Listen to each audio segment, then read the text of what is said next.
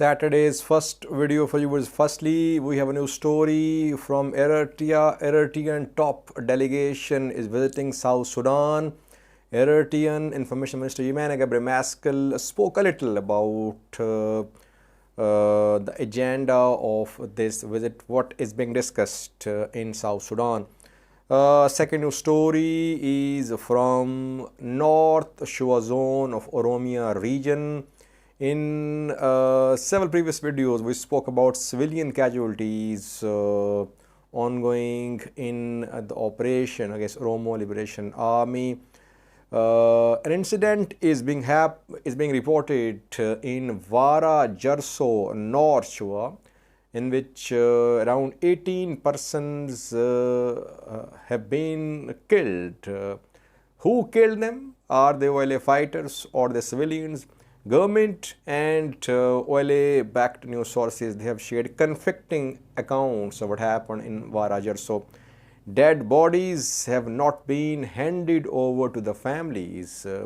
Security forces, why aren't security forces handing over dead bodies to their families?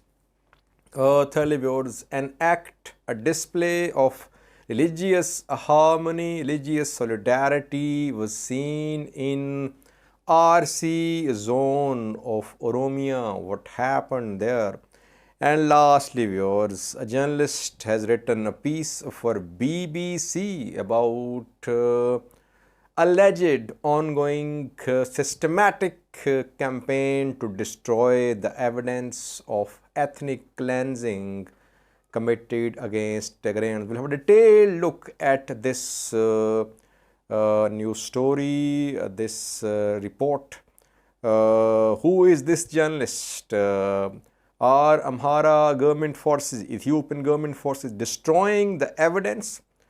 And how credible is this story, this inquiry report, I would say, shared by a journalist? Firstly, let's start with the news story from South Sudan. We know that a top Eritrean delegation is visiting South Sudan. Usman Saleh, Eritrean Foreign Minister, Yemane Gebremeskel, Eritrean advisor to President Isaias Afwerki, they are part of the delegation. The same delegation visited Sudan as well a few days ago. It visited Sudan twice. Now it's in South Sudan. What is being discussed there? A meeting was held between this delegation and Salva Kiir, President of South Sudan. Then Riek Machar was also there, Vice President. Another meeting was held yesterday in which Tut Gatluak held some discussions with this delegation. Tut Gatluak is special advisor to South Sudan's president. After this meeting, Eritrean Information Minister Yemane Gebremeskel spoke. He said that the meeting between Tut Gatluak and Eritrean delegation, it focused on Sudan. What's happening in Sudan? We know that Eritrea is trying to mediate to resolve ongoing political crisis in Sudan.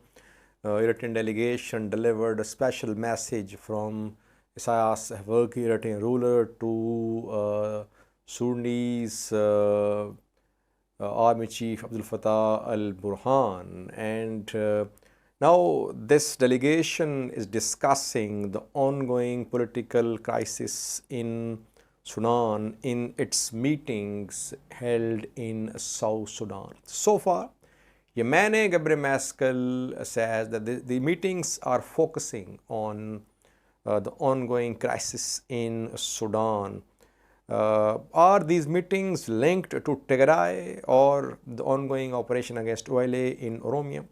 No official word from Eritrea or South Sudan, but Eritrea and South Sudan did say that other issues related to security and stability in the Horn of Africa would also come under discussion.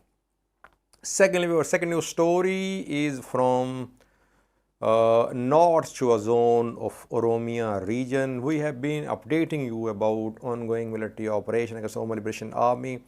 Civilian casualties are also being reported. OLA-backed sources say these are civilians killed. Government does not speak mostly, but unofficially government sources, government officials say that those who are killed are Shine fighters, OLA fighters. We reported about a drone strike on Abuna Ginda Barat. Then we reported about Edda Berga in West Shiva. There are some civilians killed. Now we have a new story from Warra Jaarso. I mentioned it 2 days ago. Now we have more details from Warra Jaarso.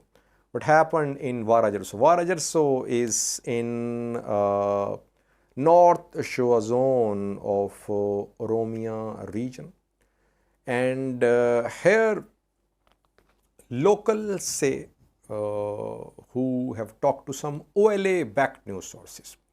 They say that there was fighting between OLA and government forces in Bushtilo Dhira a few days before this incident.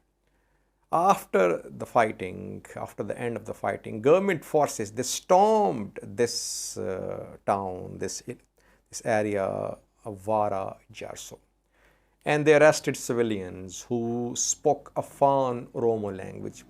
They arrested civilians from wedding parties as well. Around 18 civilians were arrested. OLA-backed news sources say civilians were arrested. And son of a police officer was part of this campaign. His name is Kassa. His father was killed in combat some time ago. Now he is leading, or he is part of this campaign. The persons were arrested and they were taken to unknown place by security forces. Later, dead bodies of these arrested persons were found. Communication Bureau head of Warra Jaarso is confirming that OLA members have been arrested. 18 OLA members have been arrested and some weapons have been seized. He is not saying anything where they are. Have they been killed? Are they in prison? No word. But he is confirming the rest, that from Warra Jaarso, 18 OLA members have been killed. But OLA-backed sources say that the persons who were arrested, they were not OLA members, they were just civilians. They were arrested, they were killed, and now their dead bodies are not being handed over to their families. Security forces are not handing over dead bodies to the families. Why? We have seen this practice in the past as well, that security forces, they want to set an example. They want to frighten the people that, see, we have done this to them. If you support OLA as well, you will suffer as well. So, though OLA-backed sources say that they are civilians, but government-backed sources unofficially say that those were OLA members or sympathizers and supporters of Oromo Liberation Army. Dead bodies have not been handed over to the families so far, reportedly. Thirdly, viewers, we have a new story from Oromia, Arsi zone, where a display of religious harmony, religious solidarity was seen between Christians and Muslims.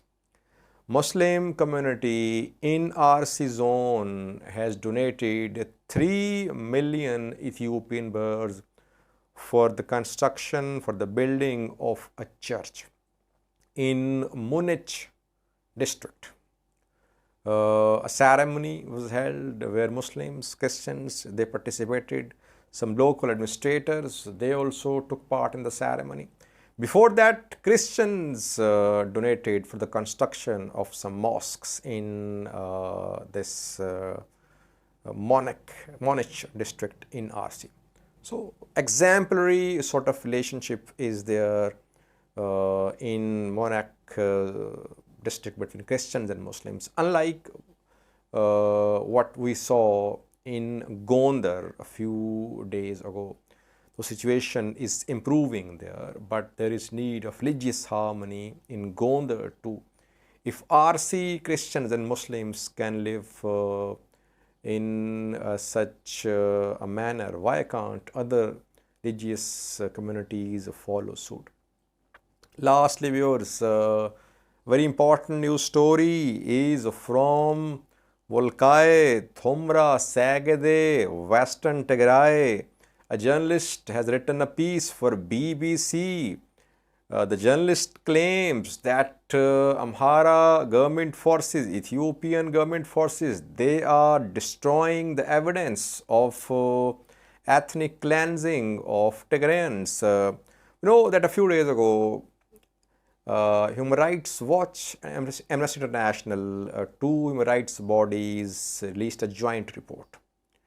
In their report, they confirmed that between November 2020 and when the report was released till then, atrocities against Tigrayans were committed in Western Tigray. They were extrajudicially killed.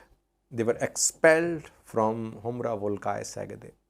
They were kept in detention centers, and a large number of them are still in detention. The two bodies called for independent investigations, action against some officials, some commanders, and they demanded that all forces must withdraw from this area so that an international investigation could start and all detainees should be released. Then we saw a claim from Gondar University.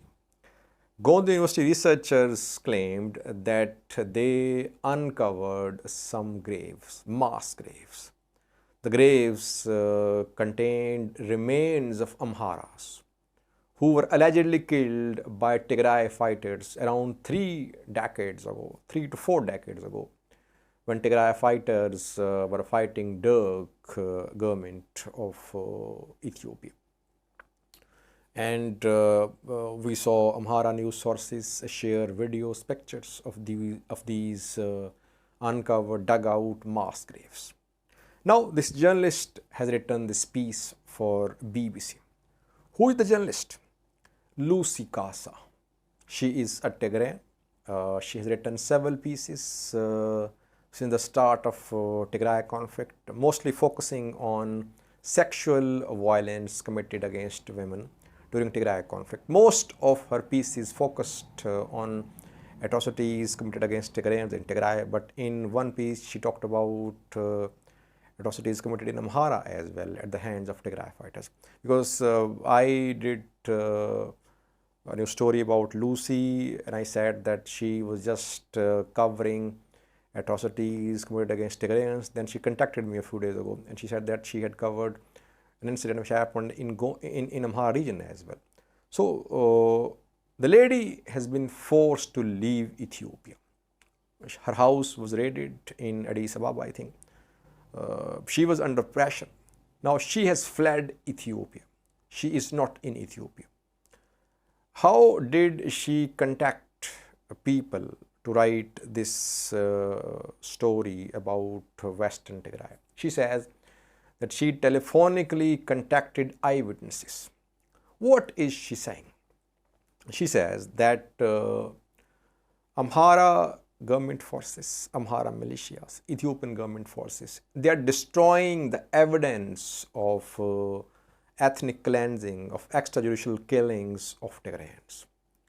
Tigrayans who have been killed, their graves are being dug out and their remains are being removed and destroyed. Chemicals are being used. Remains are being set on fire or they are being removed to some unknown locations.